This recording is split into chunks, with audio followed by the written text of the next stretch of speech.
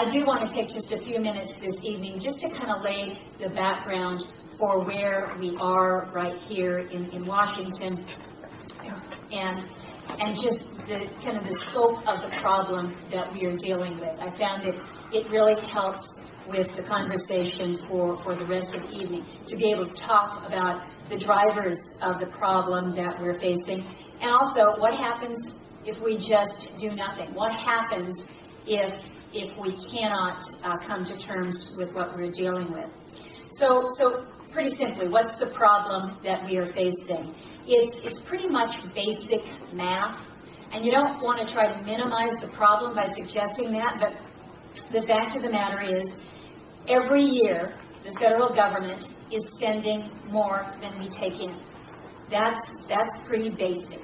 For FY12, fiscal year 2011, the United States took in $2.3 trillion in revenue, but we spent $3.6. That gives us a $1.3 trillion deficit for the year. Again, the math is pretty straightforward there.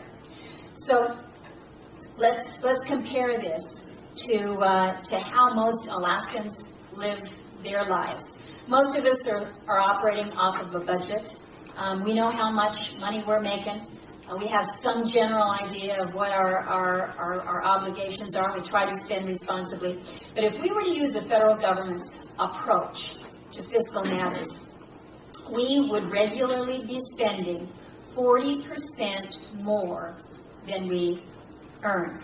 So if you look at the average Alaskan household, the average household is $64,600. These were last year's numbers. If you use Washington's math here, you would have spent $88,500 or $23,900 more than you earn. That money's got to come from somewhere. That money is borrowed money. And the federal government is doing this each and every year. If you and I were to do it, we'd all be bankrupt. The businesses that we operate would no longer be in existence. It just doesn't work for anybody other than the federal government. So, our problem here, every year that we have these deficits, we're borrowing to make up the difference. And that's led to the country having a $14.9 trillion, we've been rounding it up to $15 trillion in our national debt. This translates into $48,000 of debt that each one of us, every man, woman, and child in this country, is carrying. So you look at this trajectory here, it looks like we're trying to climb Denali or something here, but this is what happens when we have not spent responsibly. If this continues, if the policies don't change, by 2021, what you're looking at is debt projected to grow to $24 trillion, or you divide it out per person and you're talking about $71,000 per person. Clearly unsustainable. So, look at who is financing our spending habits. Today, 47% of the U.S. debt is held by foreign countries or groups. Now, we all know the very significant role that the Department of Interior has in Alaska, and I sometimes make the statement that Interior is our landlord out there. But looking at this, I think it's pretty clear that we've got one very big IOU to China, to Japan, to Europe. I have some very significant concerns about the leverage then that this gives international interests in the financial and really the foreign policy affairs of our country. So in the next one here, let's talk about the drivers. What's really behind this growth in spending? And in pretty broad terms, you've got the federal government that spends money in three different areas. You first have mandatory spending. And these are the things like Social Security, Medicare, Medicaid, federal retirement benefits, unemployment insurance. And these are all set by formula. These are all set by formula, so it's not part of the argument that you see in Congress about what we're going to be spending. These are programs that are on autopilot. So these items, as you see, are taking a bigger and bigger chunk out of our budget every year. Last year, in 2010, mandatory spending made up 55% of the budget. And so if you look then, projecting out to 2021, if we don't make some pretty serious changes to the formulas, that spending is projected to consume 58% of federal spending by 2021. Next category, the blue category there, is the discretionary side. This is the money that you read about us arguing about every year. These it's funding for education, it's funding for public health, the military, for highways, airport improvement projects, law enforcement, every other thing that the government spends money on. Back in 1970, discretionary spending was about 62% of our total spending. Today it's decreased down to 39%, and it's going to continue to be compressed as formula spending really takes up a bigger piece of that pie. And then the third area, something we're all paying attention to, is the interest on our debt. We don't have a choice about this section of the pie, these costs. Just like you and I have got to pay our mortgage and our credit card interest every month, the government has got to pay the interest to all those foreign countries that you saw on that previous chart that are loaning us that money. If we fail to do so, we jeopardize the stability of not only our financial system, but really the international financial system as well. As our debt grows, the amount that we pay in interest, of course, is going to continue to grow. So we're going to be looking at about 14% of our spending on interest by 2021. So going to kind of the mandatory spending growth and just taking a closer look at last year and where we're spending the money on the mandatory or the formula-driven side.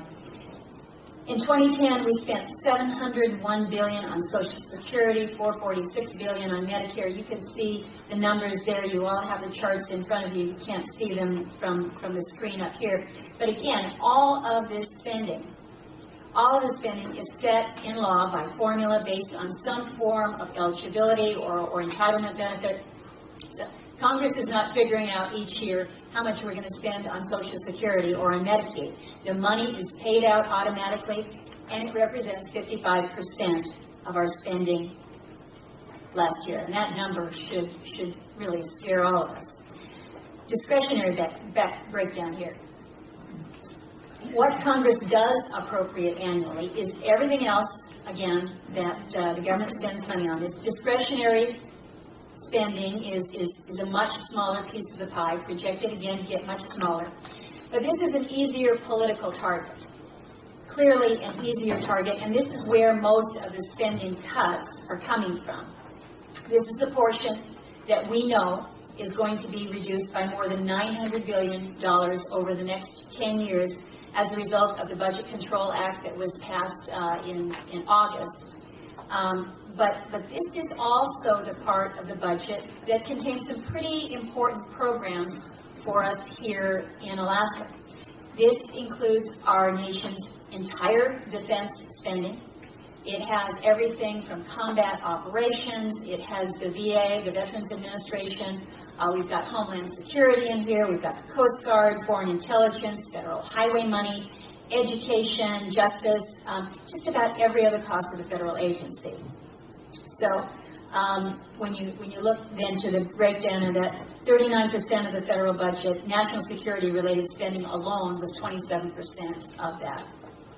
So in talking about the national impact, I think we always want to try to take it down to, so what does it mean to us here in Alaska? How does what is going on in Congress and these decisions impact us? Here in our state, the federal government, like it or not, makes up about 35% of the Alaskan economy.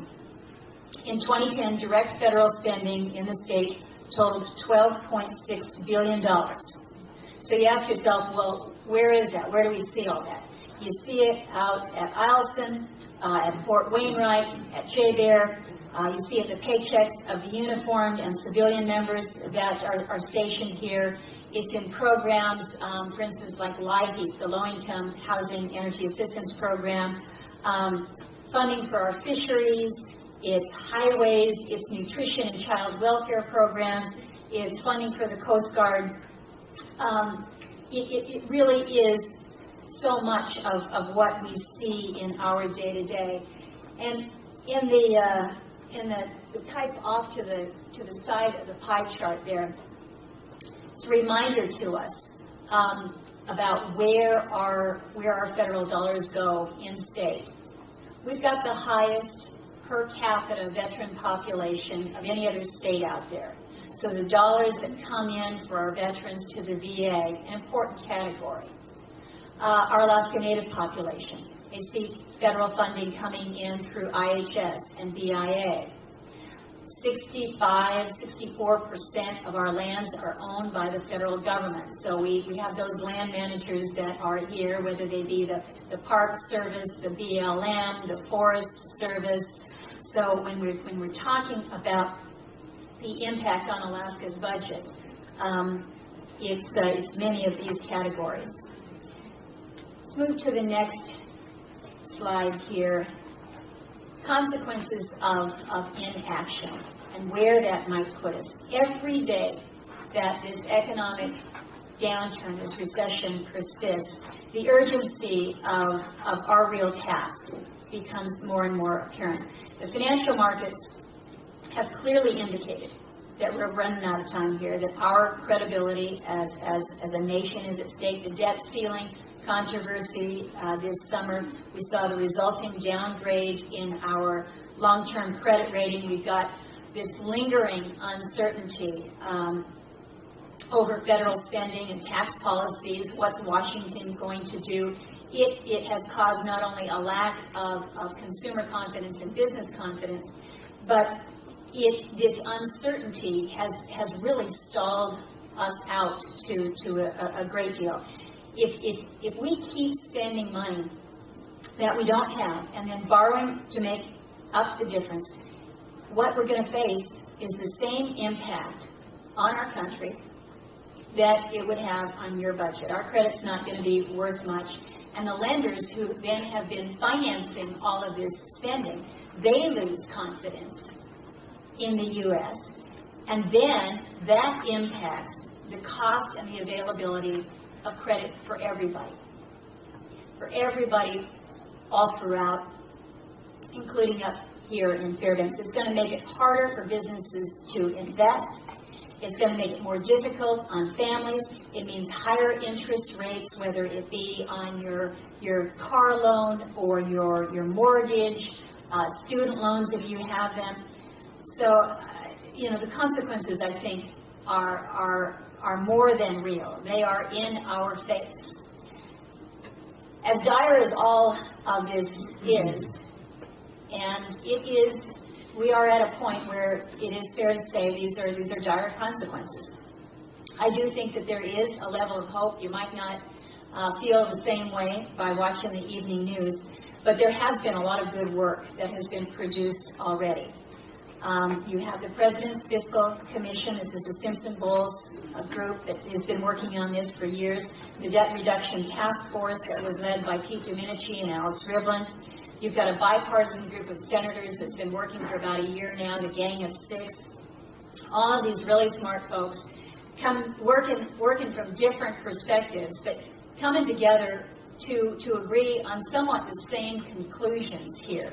And that's that we need a combination of several things. We need spending cuts, we need mandatory spending reform, we need structural changes in the federal budget process, and we need an overhaul of the tax code. And this sort of comprehensive approach is really the only way that we can achieve meaningful debt reduction. There has been a large group of us in the Senate, 43 members, Republicans and Democrats, that have come together and said, the goal that has been set by this debt, by the Budget Control Act, directing the Select Committee to act, we need to do more than $1.5 trillion in savings. We need to do much more, and we're saying we got to go bigger, we got to go bolder, because otherwise you don't change that trajectory. You don't bring that down. This Budget Control Act that I'm talking about, this legislation calls for a reduction of $2.1 to $2.4 trillion over the next 10 years. What it does is it sets caps in place for the next couple years. But some of the other things that we're looking at, in addition to what we spelled out in the Budget Control Act, is maybe we need to go back to the 2008 levels, pre-stimulus. And maybe we need to go back to those spending levels that were in place at that time, because really what happened with the 2009 stimulus, this inflated our spending to a considerable degree. But it's not just that. We need to put in place mechanisms, some processes, some procedures for keeping our spending linked to some reasonable measure of economic growth, whether it's inflation or whether it is some percentage of overall GDP, just so that we've got some parameters that are put in place. One of the toughest measures that we could advance, and one that I support, is an amendment to the Constitution that would require the President and the Congress to have a balanced budget every year and tie that to a percent of GDP. Put in place some parameters and some confines. I've also been pushing for a biennial budget. I think that we've got a process right now that focuses almost exclusively on how we're going to spend the taxpayer dollars. We don't do the oversight that needs to happen. As taxpayers, you expect us to spend the dollars responsibly, and you're hoping, I think you're assuming, that level of oversight is exercised. We don't do it enough, and we have at least one of your fine legislators up here in front. I know when I was in the state legislature, the Regulatory Reform Committee was the one committee nobody wanted to get on, but the reality is that's probably one of the more important areas that we can be focusing on, and how we make those changes. The mandatory spending reform is becoming clearly a larger share of the budget, crowding out the real priorities, I think. And so it's important to understand where we are with this, not just what that pie chart looks like. What's coming into the programs isn't covering the benefits that are going out, and it's really an issue or a situation of the demographics. The timing and the demographics are working against us. We've got more baby boomers that are retiring. We've got an aging population. People are living longer. So the dynamics just don't work. But having said that, I'm not endorsing, and I don't think you're going to find many out there who do endorse, that we pull the plug on the programs that are supporting those who are the current beneficiaries. To kind of pull this rug out from underneath our seniors or change the rules in mid-game is not something that I would support, and I don't think that most members would. But we do need to ensure the solvency into the future for future retirees. So how we thread that needle is going to be exceptionally important. One idea that is being considered right now is indexing annual benefits in a way that more reflects or better reflects the actual costs. If you hear the term chained CPI, it's a mechanism that essentially allows for a linkage, if you will, of the benefits to a cost of living increase that is indexed. I think we recognize that all costs don't go up uniformly, and people may change their behavior, their purchasing habits to reflect the cost of things. So this is an idea that is out there for consideration and seems to have generated a fair amount of support. One of my colleagues from Texas has a bill to gradually raise the retirement age for Social Security, but her provision allows for a transition over a 16-year period.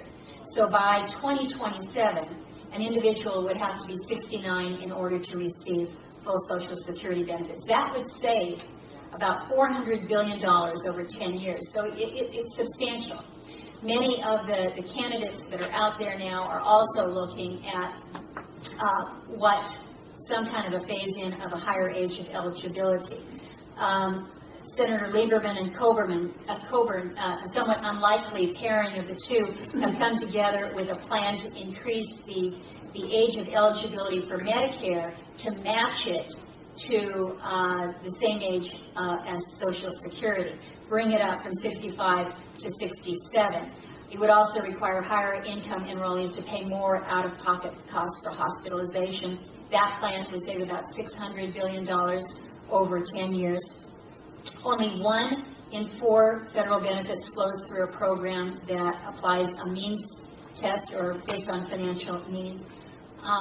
As we look to the safety net programs that are out there, I think it is something that we look at critically. Do we uniformly need to provide benefits to those who have the financial and personal means of support? So that's clearly one that is under consideration as well.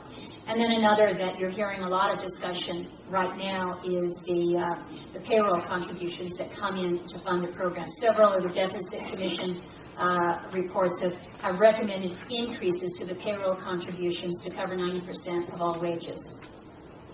Tax reform. We've got to ensure that when we talk about how we deal with our spending, we've also got to include tax reform. Our tax code has tripled in size since 1986. That's the last time that we had serious reform.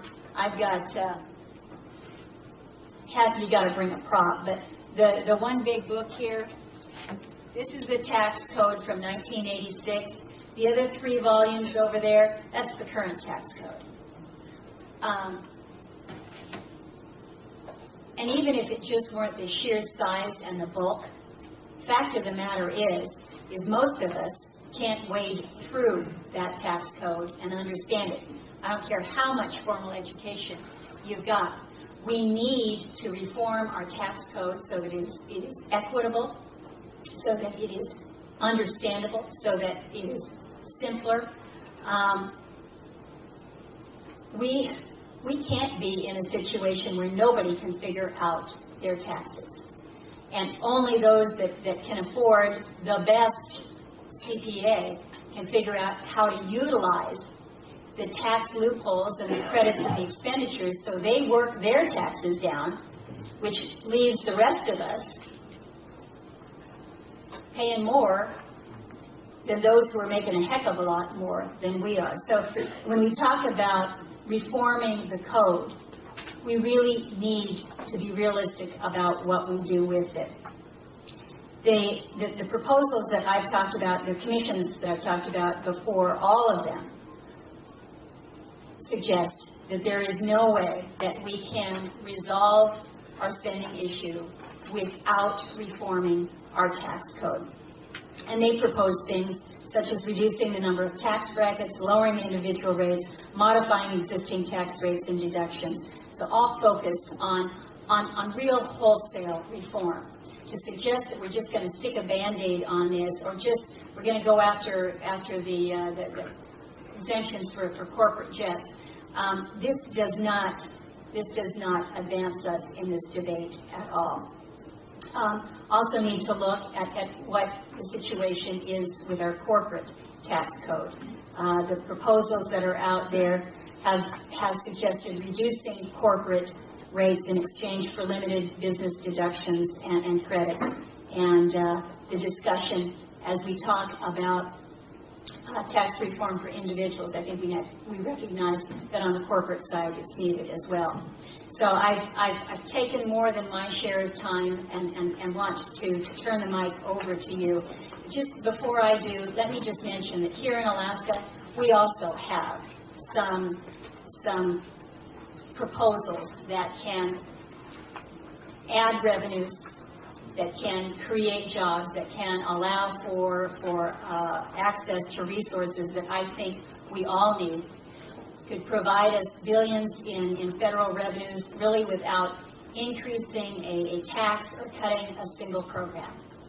And when you look at the opportunities that we have up north, whether it's accessing our resources offshore, whether it is opening up ANWR, whether it is access to the NPRA, we have resources that could not only assist us as a state, but assist our nation when it comes to revenues and when it comes to the jobs. And Dan is standing and ready to pass out the microphone, but I will suggest that while it's not part of the PowerPoint, one way that we can spend less time and actually not spend less time, make more money, make more jobs, allow for greater job creation is the regulatory side that I think we all recognize is putting a damper not only on Alaska, but truly the entire nation. We roll back some of the regulations, and we've got a way to create some jobs. We've got a way to get our businesses moving again and get this country moving. So Dan, it's now your program, and I thank you for your willingness, but you're in charge. Thank you, Senator Murkowski.